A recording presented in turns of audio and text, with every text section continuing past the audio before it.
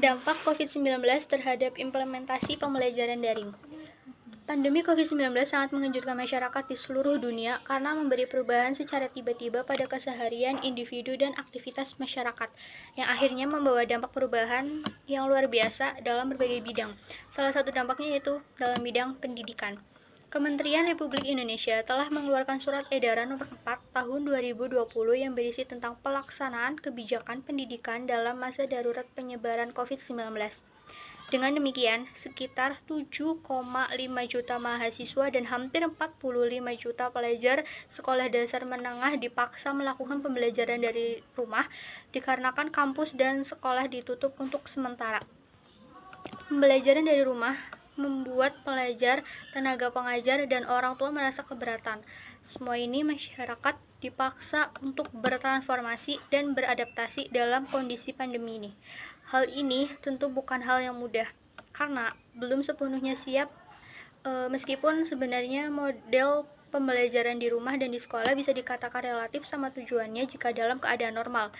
Mungkin yang membedakan adalah sarana dan prasarana yang digunakan pembelajaran secara daring. Selanjutnya, dampak-dampak dari pembelajaran daring. Yang pertama, materi yang didapat hanya sedikit. Salah satu dampak negatifnya yaitu materi yang didapat tidak sebanding dengan pembelajaran yang dilakukan saat tatap muka di sekolah. Karena banyak materi pelajaran yang belum selesai disampaikan oleh pendidik, kemudian pendidik langsung mengganti menuju materi lain.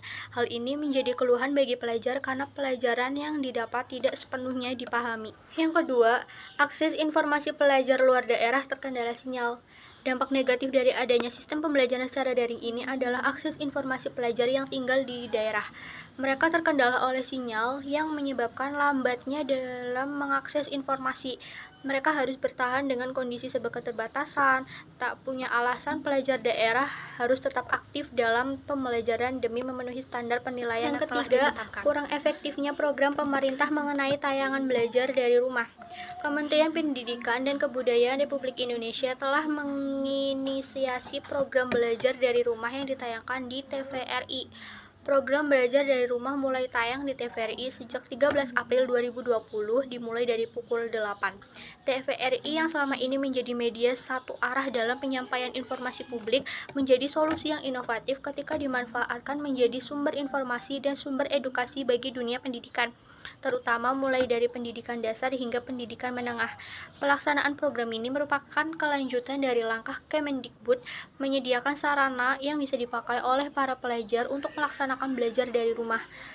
Selama pandemi COVID-19, program belajar dari rumah di TVRI itu sebagai bentuk upaya Kemdikbud membantu terselenggaranya pendidikan bagi semua kalangan di masa darurat COVID-19, khususnya membantu masyarakat yang memiliki keterbatasan pada akses internet secara ekonomi maupun letak geografis. Namun demikian, efektivitas dari program ini tentunya tidak bisa disetarakan dengan interaksi pembelajaran secara langsung. Yang keempat, tugas pendidik menjadi lebih berat.